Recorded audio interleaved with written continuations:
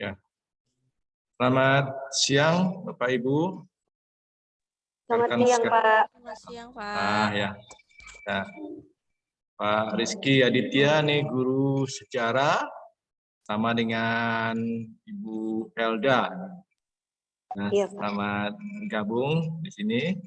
Pak Rusian, rekan saya yang terdekat nih, guru agama, Manigir Plus Rio. Bu Aziza, ini guru sains nih, guru kimia yang jempol, mantap. Dan terakhir Pak. Pak Asral. Pak Asral ini memang jagonya di Semaplus soal seni ya. Oke. Dan terakhir Pak Yohanda, ini guru geografi. Ya. Tapi guru muda. Oke, kita mulai. Perkenalkan nih saya akan menyampaikan materi tentang budaya positif di sekolah ya. Sekolah terutama tentang kesepakatan kelas atau keyakinan kelas. Sebelum saya sampaikan, saya buka dulu slide saya.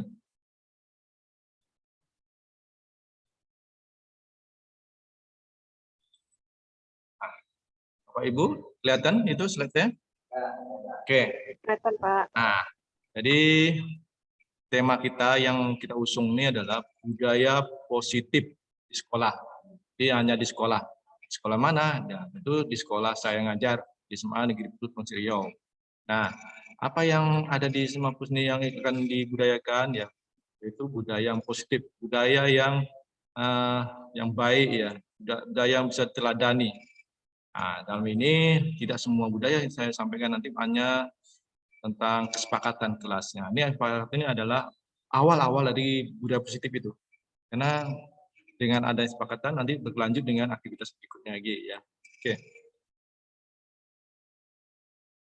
Nah, apa itu budaya sekolah?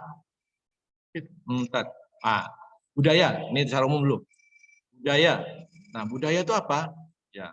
Budaya itu adalah sebuah sistem gagasan, tindakan, dan hasil karya manusia dalam rangka kehidupan masyarakat yang dijadikan miliknya melalui belajar. Jadi ketika kita belajar, kita memiliki gagasan, tindakan ya, ataupun hasil karya kita.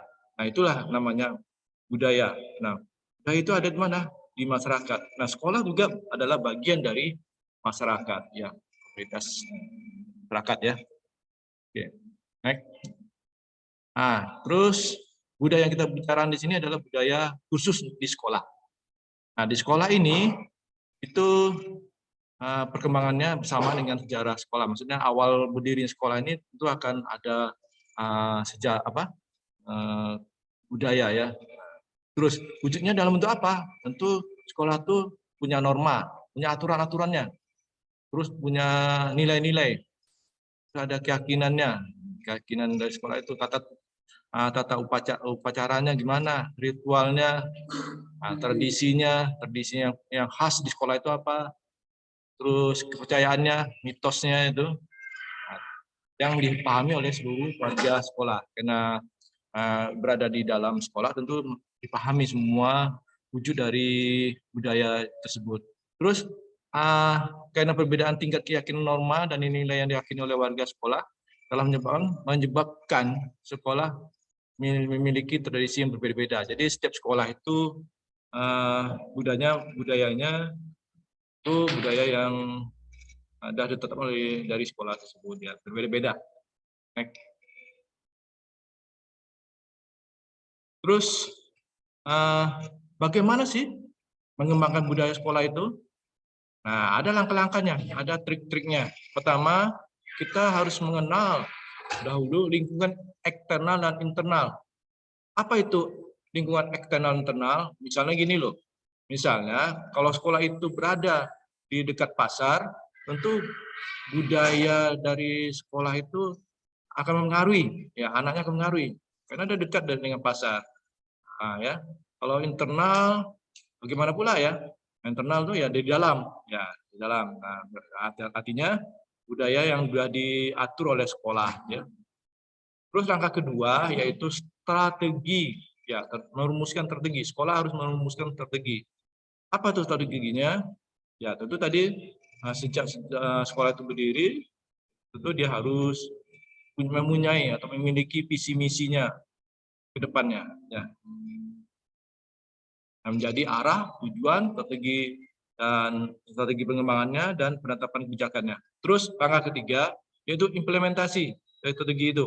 Percuma kalau visi misi dibuat tapi tidak diimplementasikannya. Ya, jadi implementasinya gimana? Tentu membuat program-program kerja jangka pendek maupun jangka panjang ya.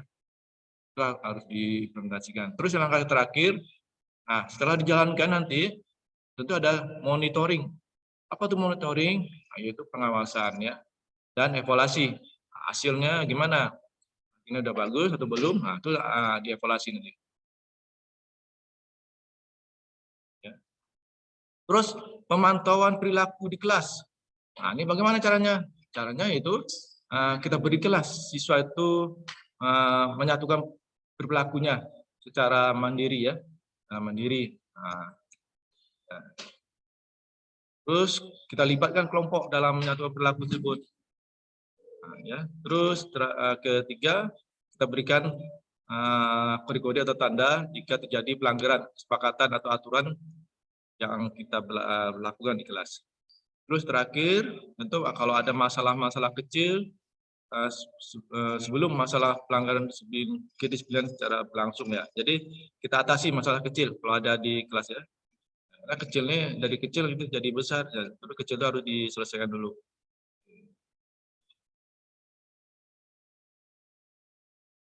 Lanjut. Oke. Nah, dengan adanya aturan-aturan tadi, tentu ada konsekuensinya. Apa tuh konsekuensinya? Yaitu apa tuh? Suatu ya kesepakatan ya, kesepakatan dari bersama itu apa hukumannya yang akan yang melanggar.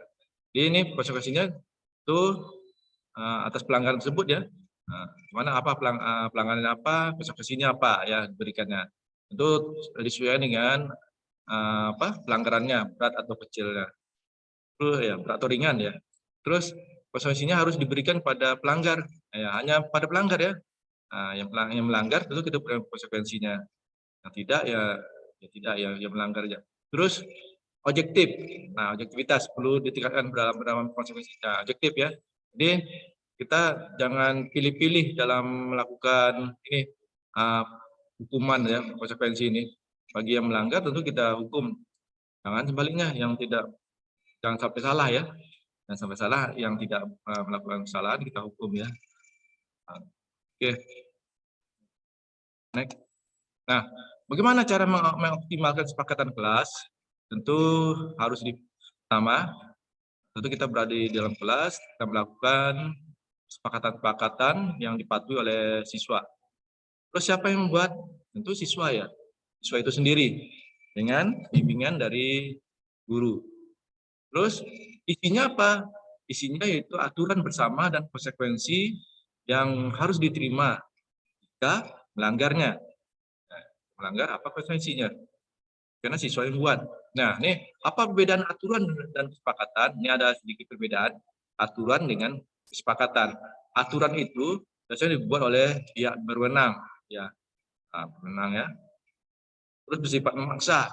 Aturan memaksa nih, misalnya gini, aturan wali kota misalnya, tidak boleh membuang sampah sembarangan ya. Itu oleh pihak yang apa berwenang ya. Itu bersifat memaksa. Biasanya itu ada sanksinya ya, ada dendanya. Terus bentuknya berupa acuan boleh atau larangan. Nah, ini ada yang boleh atau larangan ya. Ya. Misalnya gini, kalau boleh itu misalnya kalau bulan Ramadan boleh buka rumah makan, tapi ada juga yang apa bolehnya mungkin ada yang ditutup gitu kan dan ganggu. Tapi sebenarnya nggak boleh kan? Sebenarnya itu apa ya? Apa tuh orang mengganggu orang berpuasa ya. Nah, larangan. Nah, larangan ini ini wajib ya, larangan. Terus berlaku pada satu pihak yang dituju. Nah, berlaku pada satu pihak yang dituju. Itu kalau dia tadi wali kota, sampah tentu masyarakat ya. Terus jika terjadi pelanggaran ada hukumannya. Nah, kalau ketahuan ya, ini ada hukumannya. Terus kesepakatannya, ini tadi perbedaan aturan yang disepakati. Sekarang kita ke kesepakatan. Nah, kesepakatan ini dibuat oleh setiap pihak, jadi semuanya terlibat gitu. Nah, jadi sini semua undang-undang yang ada oleh setiap pihak ini yang menyampaikanlah apa yang akan disepakati aturan itu.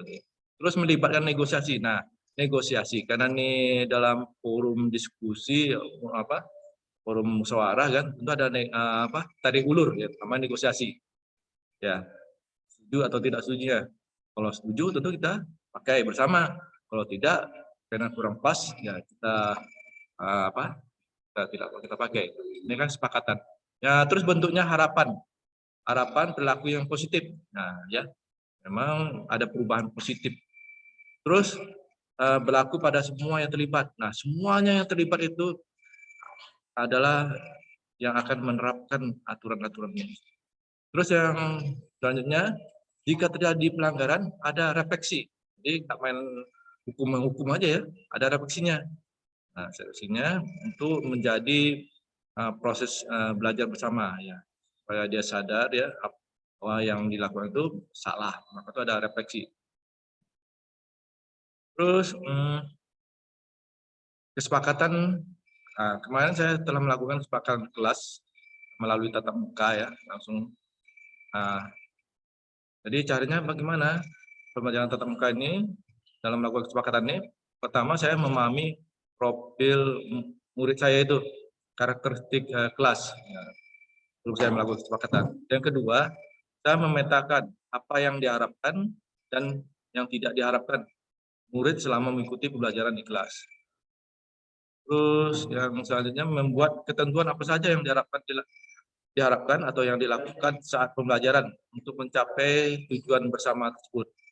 Terus mengajak siswa saya untuk terlibat membuat kesepakatan berdiskusi. Jadi merame siswa itu membuat apa-apa aja yang akan disepakati. Oke, terus terakhir melakukan refleksi untuk menumbuhkan saling percaya atau bertanggung jawab. Ya, dan konsisten untuk menjalankan kesepakatan kelas. Jadi apa yang sudah dibuat nantinya siswa itu akan bertanggung jawab dan konsisten untuk melaksanakan. Nah, disinilah nanti menumbuhkan rasa saling percaya. Ya.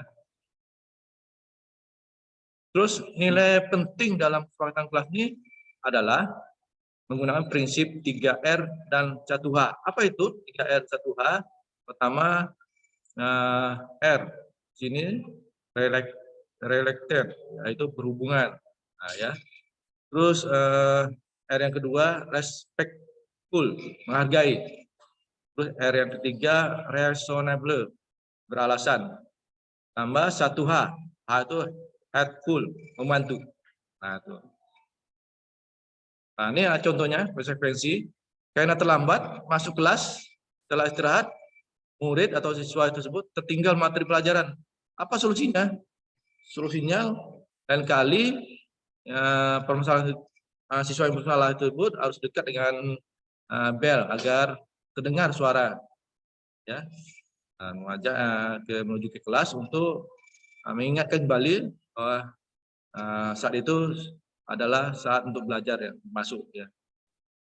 Jadi agak. Terus manajemen. Nah, ini kelas itu siapa yang guru itu mempunyai punya fungsi untuk bisa guru itu sebagai manajemen ya, manajemen kelas ya, manage kelas ya. Nah, ini sebagai upaya membangun kesadaran akan tujuan, mengembangkan cara dan kebiasaan bersama serta refleksi terhadap proses dan capaian untuk mencapai tujuan. Nah, ini dia manajemen sekolah itu apa ya, ini dia. Terus dimensi dari manajemen itu ada 3, yaitu dimensi fisik, ya. Bagaimana tata ruang yang nyaman buat semua murid, yang fisik. ruangan ya. Terus kedua, tata ruang yang memfasilitasi aktivitas belajar murid yang beragam itu bagaimana? Apakah mendukung? Nah, ya. Terus bagaimana tata ruang yang memungkinkan interaksi antar murid secara memadai? Nah, ini juga perlu juga. Ini ruangan ya fisik. Terus secara psikologis. Nah, ini juga harus perhatikan juga bagaimana anggota kelas itu merasa memahami kondisi emosi dan kebutuhannya.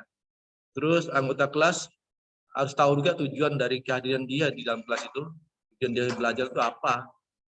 Terus ketiga, itu setiap anggota kelas atau siswa itu merasa bermakna dalam belajar dan berkontribusi terhadap kelas ya. Artinya tidak hanya menerima pelajaran saja, itu dia harus melakukan apa?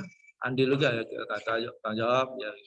Terus yang berikutnya sistem sosialnya itu bagaimana mengelompokkan yang belajar efektif ya.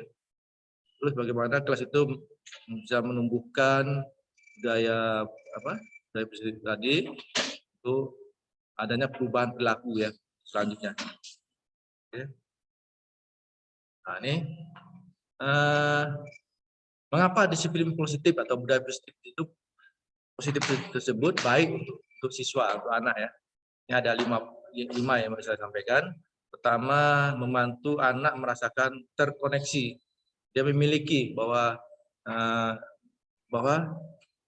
pembelajaran itu dia memilikinya itu ya, koneksi ya. Oke, terus saling menghargai dan mendorong. Nah, jadi ini itu apa ya?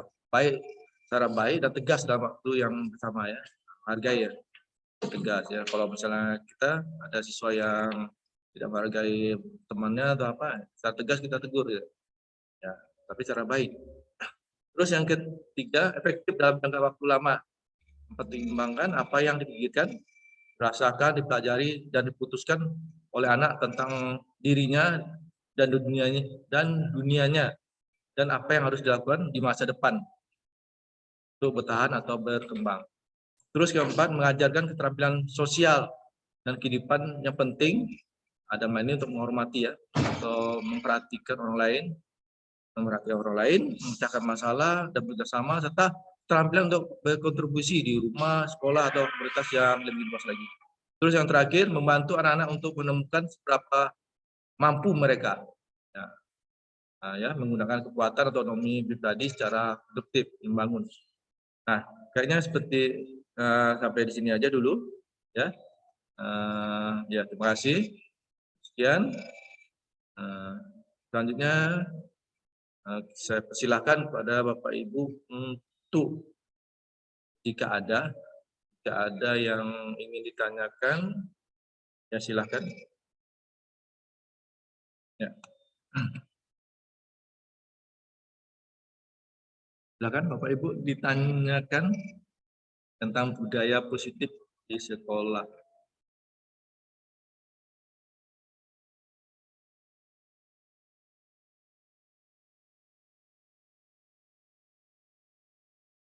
Ada Bapak Ibu? Saya Pak Windi. Silakan Bu Elda. Ya, mungkin di sini ada dua pertanyaan. Yang pertama itu kan kita udah tahu tuh dari penjelasan yang Bapak katakan bahwasanya budaya positif yang disepakati ya antara anak-anak ini itu uh, sangat mengajarkan hal-hal baik gitu. Nah, mungkin pertanyaan saya hanya seberapa efektif kira-kira apa namanya budaya positif yang kita sepakati bersama anak itu dalam menimbulkan tingginya minat atau motivasi dalam belajar siswa sehari-hari itu. Nah, itu yang pertama. Kemudian yang kedua, mungkin karena Bapak seorang guru penggerak gitu ya, kira-kira gimana ya Pak? Atau peran Bapak gimana gitu agar bisa menularkan gitu energi pada guru-guru lain, Pak, pada guru-guru lain agar hampir sebagian besar guru-guru itu kurang jelas ya? Iya, menggema.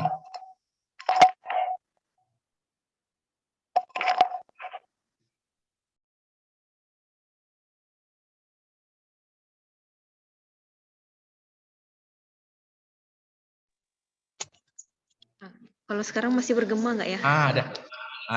Jernih, Zelda. Ini baru mantap nih suaranya. Mungkin headset saya tadi yang agak kurang bagus itu, Pak. Bapak udah menangkap kira-kira pertanyaan pertama saya tadi mungkin? Meraba-raba apa? Coba Oke, diulangi. baik. Nah, jadi pertanyaan yang pertama mungkin seberapa efektif gitu budaya positif yang kita laksanakan dengan siswa-siswi begitu ya dalam meningkatkan minat belajar atau motivasi yang tinggi untuk efek belajar di dalam kelas sehari-hari. Nah, itu yang pertama.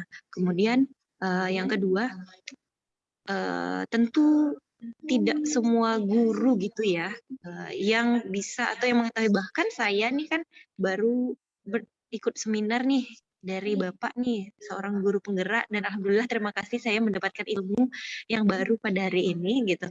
Nah, bagaimana peran Bapak dalam menularkan hal positif ini terhadap guru-guru lainnya gitu?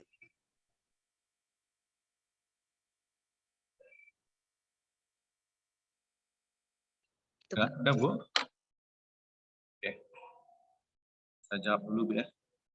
Nah, tadi pertanyaannya ada dua. Ya, terima kasih, Bu Helda. Yang pertama, seberapa jauh sih dari penerapan budaya positif ini terhadap pembelajaran yang efektif ya di kelas ya, atau bagi siswa ya. Terus yang kedua, gimana cara saya untuk menularkan pada rekan-rekan guru sekolah. Nah, oke, saya jawab. Nah, yang pertama itu berapa jauh daya positif dari adanya kesepakatan kelas ini. Barangkali dengan adanya kesepakatan kelas, ini adalah awal dari siswa itu belajar tentang kedisiplinan, ya, atau aturan-aturan. Karena di mana aja siswa itu berada, ketika sekarang atau ketika nanti, dia tidak lepas dengan aturan-aturan itu. Semuanya terikat oleh aturan. Di masyarakat ada aturan, di rumah ada aturan, ya di sekolah apalagi ada aturan ya. Nah, jadi ketika mereka mengetahui aturan-aturan itu, mereka menjadi ada kontrol dalam diri dia untuk berbuat. Nah, ya buat kalau dia misalnya saya beri contoh, kalau anak itu ini lepas dari kesepakatan ya, misalnya anak itu tahu tentang tentang dosa, tentu dia akan berpikir, wah ini dosa ini saya lakukan, ini ada ganjarannya, ya mana. Nah, itu dalam agama. Nah, kalau kesepakatan di kelas, kan mereka yang buat untuk mereka juga sebenarnya, untuk mereka juga. Jadi, ketika mereka sepakat semua nantinya, tentu diharapkan di sini mereka bisa berkomitmen dalam diri mereka bahwa mereka ini sedang apa? Mereka ini kan sedang belajar. Nah, mereka itu harus punya harus mengetahui posisi dia itu sebagai siswa. Siswa itu harus belajar. Nah itu. Terus kalau belajar bagaimana? Harus serius, harus fokus ke pembelajarannya. Nah setelah fokus gimana? Tentu siswa itu akan mendapat hasilnya. Nah hasilnya. Nah fokus dalam ini bukan hanya menerima aja, tapi juga ada feedbacknya dengan guru ya, misalnya dia nggak paham, nanya ya, harus aktif juga ya. Nah dari disinilah nantinya kesepakatan kelasnya atau budaya positif ini mempunyai manfaatnya, yaitu manfaatnya siswa ini mengetahui jati diri dia. Ya, jati diri dia itu sedang apa sekarang? Ya, belajar. Ya. tentu punya tujuannya, cita-citanya entah apa. Nah itu, jadi kunci dari mengontrol, mengawasi diri dia. Karena kalau tidak diri dia mengontrol, nanti siapa lagi? Karena siswa ini kan akan tumbuh kembang menjadi dewasa. Nah, ketika dewasa, dia akan diri dialah yang mengaturnya. Ya, ketika dia menjadi mahasiswa nantinya setelah tamat SMA kan enggak ada yang melanjutkan ke SMA apa belum tinggi ya mahasiswa ya. Nah, mereka harus kalau udah terbudaya dalam diri mereka untuk tidak bisa mengurus diri dia, bagaimana nantinya masa depan dia, kan? Nah, ini pakaian kelas ini perlu sekali ya. Nah, ya itu kelasnya. Terus yang nah, jadi nanti menumbuhkan apa tentang taat ya, taat berarti kalian untuk bisa mentaati aturan-aturan yang dibuat, ya jangan dilanggar. Yang kedua, untuk belajar komitmen dalam diri siswa itu apa ya, udah positifnya komitmen. Yang ketiga, tentu dia memiliki visi misinya dalam diri mereka. Nah, untuk kedepannya apa lagi ya itu kan gitu. Sama misalnya gini, contoh ya, dia dalam diri dia, saya mau masuk tentara misalnya, masuk tentara. Nah, masuk tentara, karena dia masuk tentara, orang tuanya membayar, dia anggap enteng aja, apa kan orang tua saya bayar, tapi dia nggak serius, nggak ada niat itu dalam diri dia, nggak serius. Nah, terus apa semua ujian masuk tentara itu nggak diikuti, nggak serius sekali ya. Nggak serius, masalah cara dia duduk, cara dia berbicara, semua dinilai itu.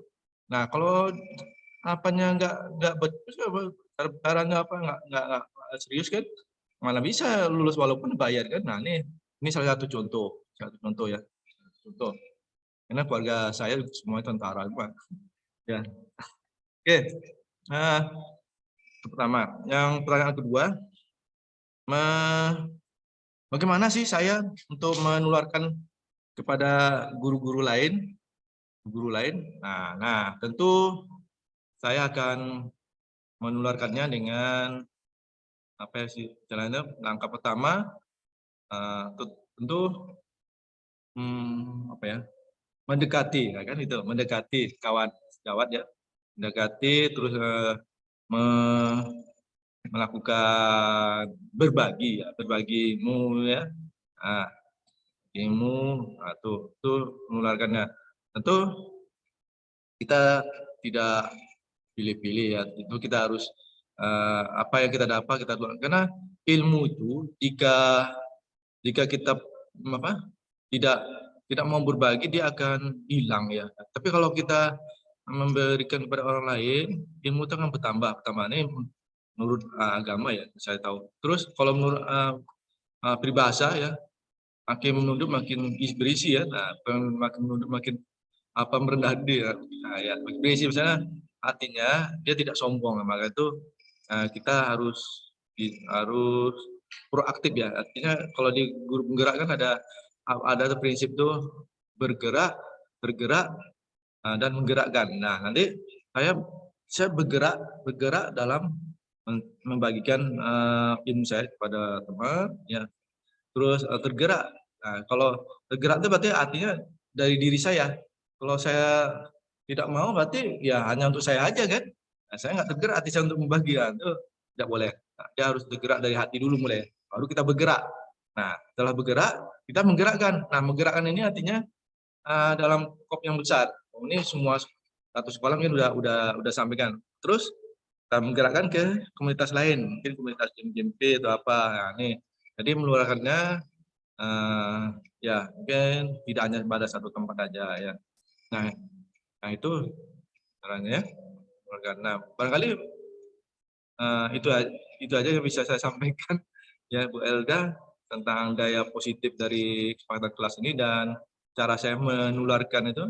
Tadi cara menularkan itu mendekati terus berkolaborasi ya, berkolaborasi itu artinya ya bersama-sama ya. Jadi Nah, terus nanti tentu setelah kolaborasi nanti kita mengajak teman lain lagi itu namanya elaborasi ya. Nah, secara lebih luas lagi. Ya, terima kasih Bu Elda. Saya rasa itu jawaban dari saya. Terima kasih Pak. Ya. Ada lagi?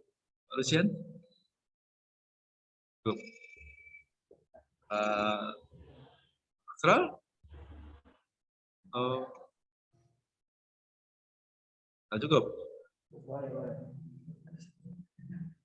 Kalau udah cukup, kita tutup. Gimana? Udah paham?